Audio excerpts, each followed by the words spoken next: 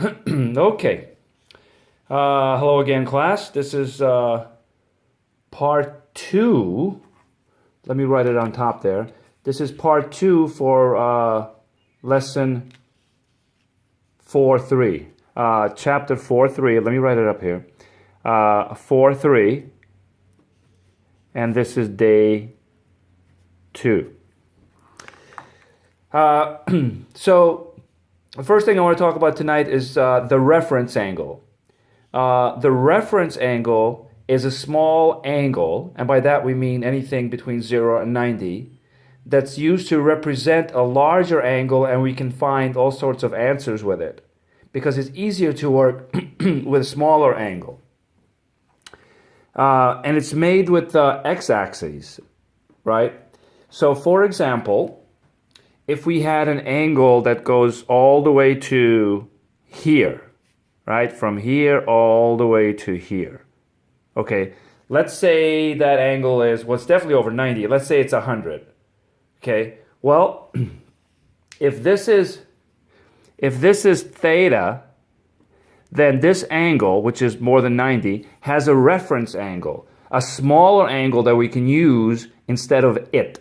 Instead of the big angle, we can use this angle. And I'm talking about this angle right here, right? So I'm going to put theta prime here with a little mark there like that. Okay? That,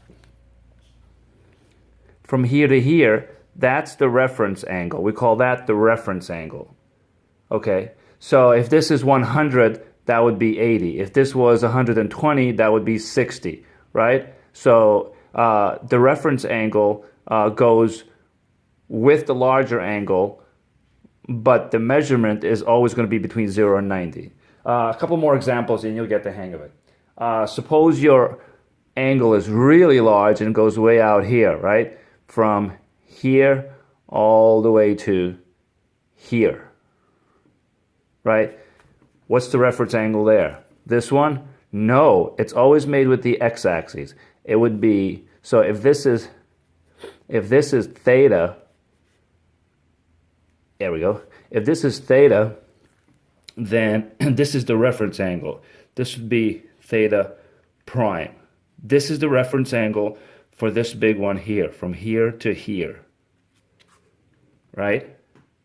So if this is over 180, so if this was 200, the reference angle would be what? 180 to 220. If this was 210, then it would be 30, right? From 180 to 210 would be 30. What about something really large, like all the way around to here, right? So if we're talking about this one, that's the larger angle. The reference angle would be this one. So this would be theta, and the reference angle would be like that, right? So if this is, say, this is 270, so let's say this is 300. If this was 300, the reference angle would be 60, right? Because we got to go to 360 to get to, if it was 330, then the reference angle would be 30, etc. Okay, let's use some numbers. So going back to this one, let's say this one was theta is equal to 150, right? Let's say that's 150. So what would the reference angle equal to? Well, that's equal to 30, right? So if your reference angle over here, for example, if that was, I'm making this up, 193, what would the reference angle have to be? Well, you know this is 180 to 193, that's 13. So this reference angle has to be 13. Last one. What if this was, I don't know, 322? By the way, this is all degrees, right? Degrees, degrees, degrees, degrees. A mere technicality, but we should include it. What would the reference angle be? Well, this is 332, this is 360 if we go all the way around. So that little angle must be 322 to 360. We need 38 more, right? Reference angle. It's the angle between 0 and 90 that we use in place of the larger angle. It doesn't make sense right now, but when we start doing it, you'll see. So from now on, if you want to find trig function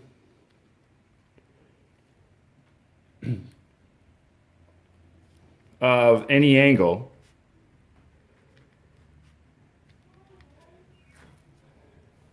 we can use the reference angle. Here's what you do. First, right, you're given a big angle like 200 or something. First, figure out the reference angle. Find the reference angle.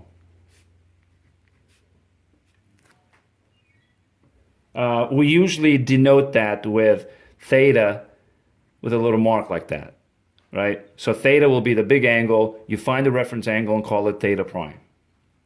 Theta prime, we call that prime. Then after that, you find the value of the trig function for the reference angle, right? Find trig function values, right? Sine, cosine, tangent of the reference angle. And then determine the sign. Determine the sign, positive or negative.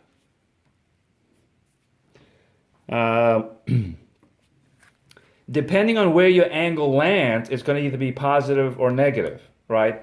Now, let me draw, where should I draw it? How about I draw it right here. A little one. You don't have to make it. This is even too big. So everything is positive here, right? But in the second quadrant, I could just give you the answer instead of explaining it. And in the end, there's a trick of remembering what's positive and what's negative. Here, if your angle is anywhere in here, that means negative, positive, right? The x is negative, the y is positive. So anything with an x in it, right, x over r, is going to be negative. Anything with a y in it, like y over r, will be positive. So it turns out that sine is positive, cosine is negative, and the tangent is negative. Okay, again, I could tell you in detail why tangent is negative, because tangent is y over x, and y is positive and x is negative, so it makes it negative. Then if your angle falls in this quadrant, then the sine is going to be negative, the cosine is going to be negative, and the tangent is going to be positive. And then if it falls on this quadrant, right, positive x, negative y, then your sine is going to be negative, your cosine is going to be positive, your tangent is going to be negative. Okay? And it looks like a big mess, but if you notice, let me write it first.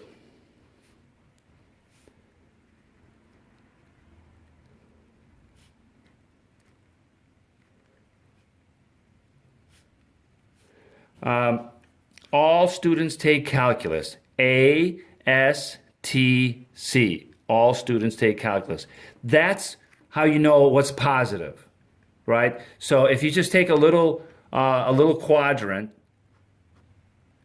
a little coordinate plane, and just put all students take calculus, what that means is Everything is positive here, all. S is positive, sine is positive, tangent is positive, cosine is positive. And all the other ones here and here are negative. It's a way of remembering.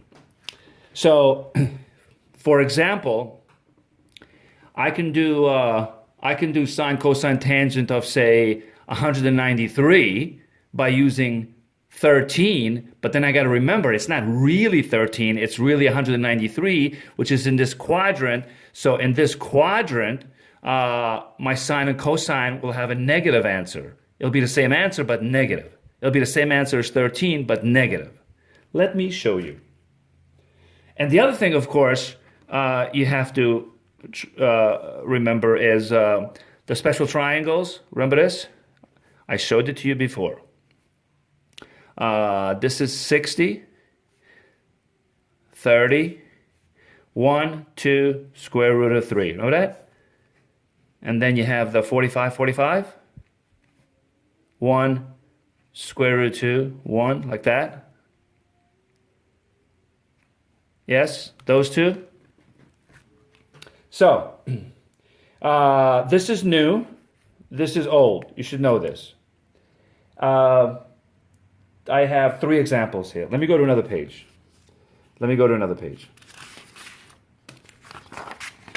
Okay.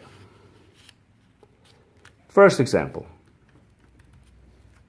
What is the sine of 135 degrees? Right?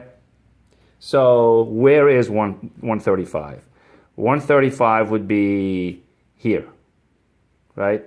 This is 180, this is 90, so it's got to be right here. Yes?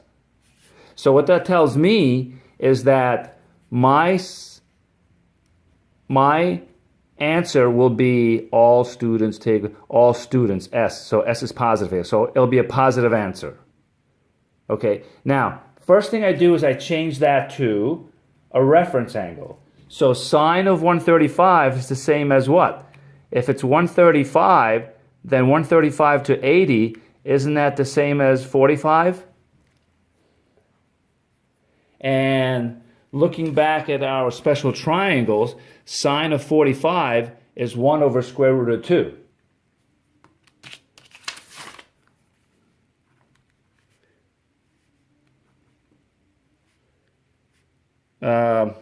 Equals 1 over square root of 2. And then we do this, remember this, square root 2 over 2. We rationalize the denominator.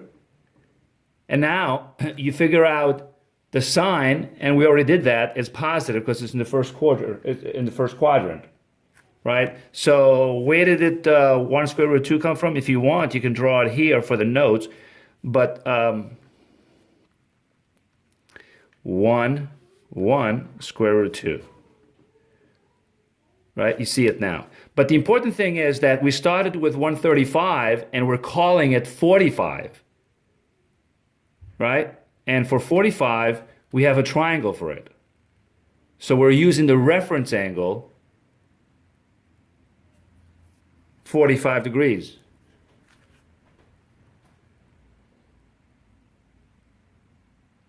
Okay, another one. What is the tangent of 210 degrees?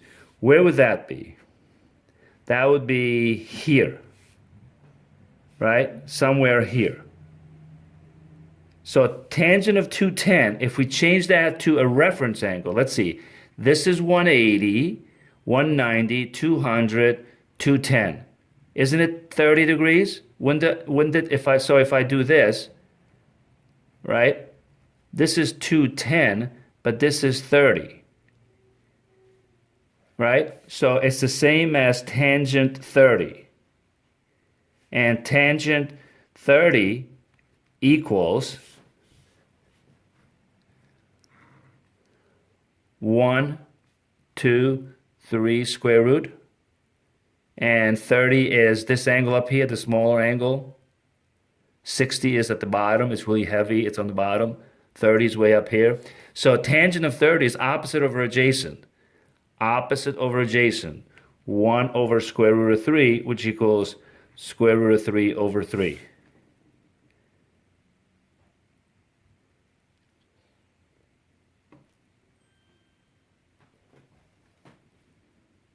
Okay, is it positive or negative? Well, let's see. It's in the third quadrant. All students take T. T is positive here. Tangent is positive here. And I leave it as positive. Third example. Sine of 7 pi over 6. Sine of 7 pi over 6.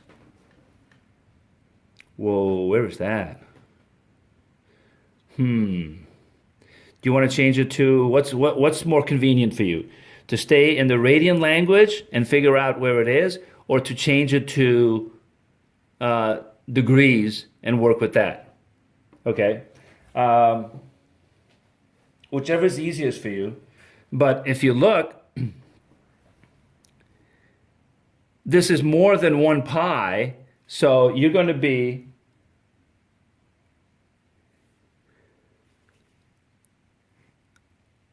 somewhere here again, right?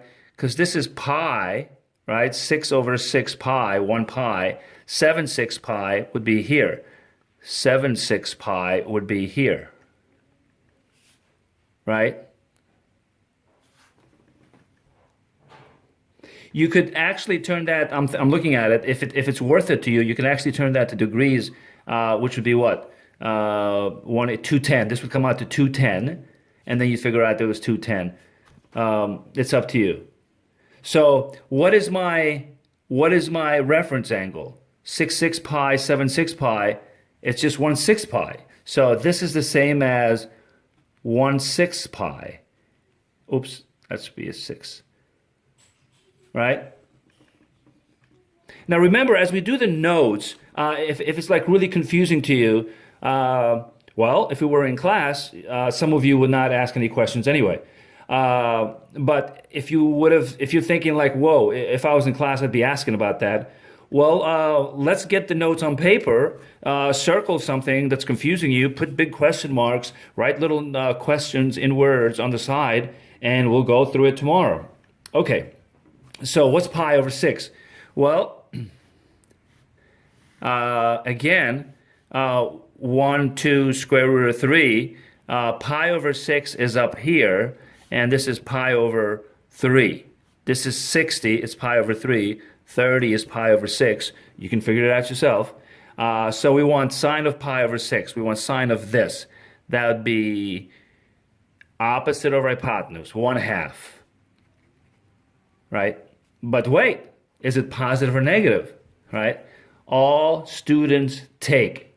So tangent is positive here, and the other the other two are negative, right? Remember this?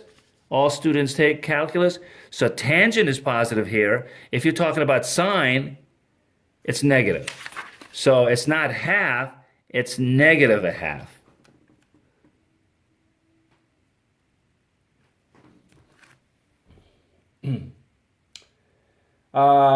Another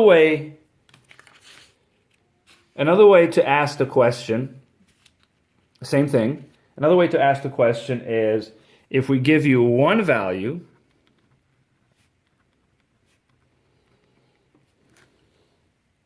you can find the others.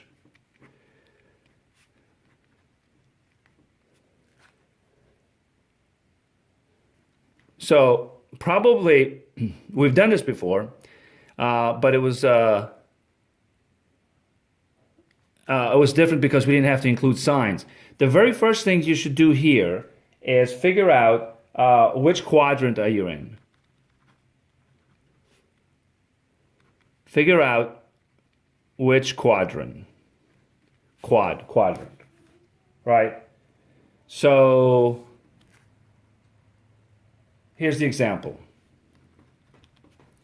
Tangent of an angle, tangent of some unknown angle is equal to 5 over 12.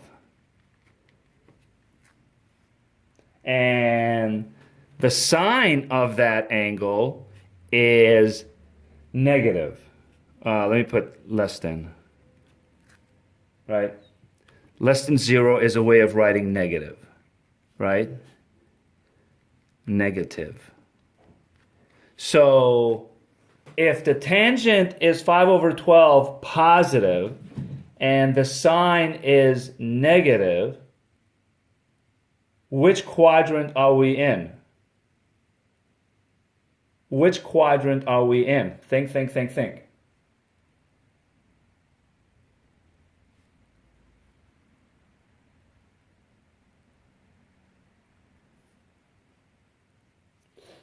So, before we get to that,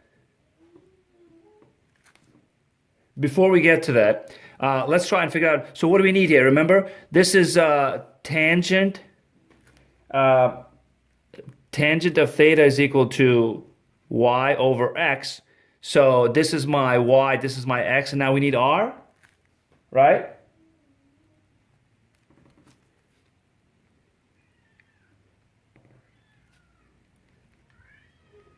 So we have, I don't want to draw the right triangle. So we have r is equal to 5 squared plus 12 squared, right? So r is equal to 25 plus 144. R is equal to square root of 169. R is equal to 13. Okay, I know I did that fast, but now that I have r, I can get the other two values, right? So I got tangent. It's positive. Let's do sine next. Sine of theta is going to be negative because it says so. By the way, we never did figure out exactly which quadrant. Well, draw a little coordinate plane. All students take calculus. So tangent is positive here. All students take, and here also. Everything is positive here. Here, and is sine negative here? Yes. So we're here. We're right here. Because our tangent is positive and our sine is negative. Okay? So the sine, we're going to figure it out, and we're going to put a negative sign in front of it. Sine, sine. This sine. Okay. So what is it? Sine was what? Y over R. Y over R, which equals, what was Y? Y was 5 and R was 13. Is that right? No, it's negative, right? It's negative. Should I put it right here? Negative 5 over 13. Negative 5 over 13. Because we're in this quadrant.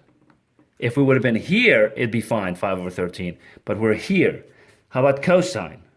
Cosine is x over r, right? Which is 12 over 13. Is that the right answer? No. Cosine is negative here too, right? Remember?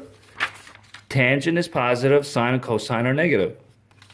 So it's negative 12 over 13. So what I did was I gave you one value, and you figured out which quadrant you were in, and you got the other values. Okay. Again, we can do more of this tomorrow. Finally, this is really quick. We're almost done, and we're up to, holy cow, we're up to 23 minutes. I just want to mention the unit circle. And there's a wonderful, we're not going to draw it, because there's a wonderful, all over the internet, there's wonderful reference pictures of it, and I'll show you one from the book right now. Basically, what you need to know about the unit circle. The unit circle, r equals 1, right? So you have a circle, and we're going to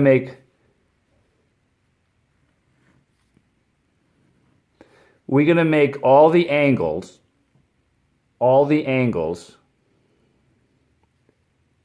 1. The radius is 1. We're going to make all the angles with the radius of 1. In other words, we're not going to worry, just like the quadrant angles, we're not going to worry about r. R is always going to be 1. So if r is 1 any one of your formulas that have r on the bottom, you can just throw it out because it's equal to 1. So now we can say sine of theta is going to equal to just y. I thought you said y over r. Yeah, but in the unit circle, r is 1. Y over 1 is y. Cosine theta is just plain old x. And tangent theta, well, that has to say y over x because it has no r. Okay.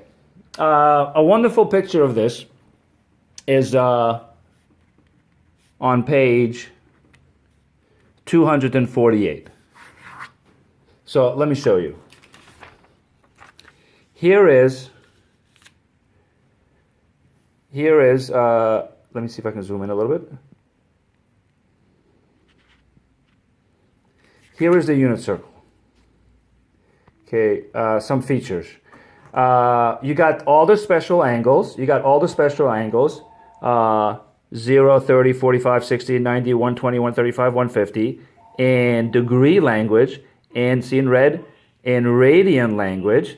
And then you got the coordinates over here, right? Remember 0, 1 from yesterday? Okay, and these are the coordinates for the other angles. So if you want to know really quick, what is the sine of 30? It's just plain old y, which is a half, the y coordinate.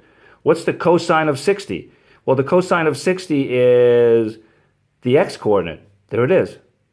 What's the cosine of 45? The x coordinate. There it is, right? What about 210? There it is, right? So it's just how do you say?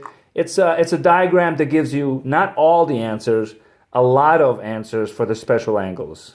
Okay, that's it. Again, think of this as a reference. You don't have to memorize anything. Just know that it exists, and you can flip to it whenever you need to.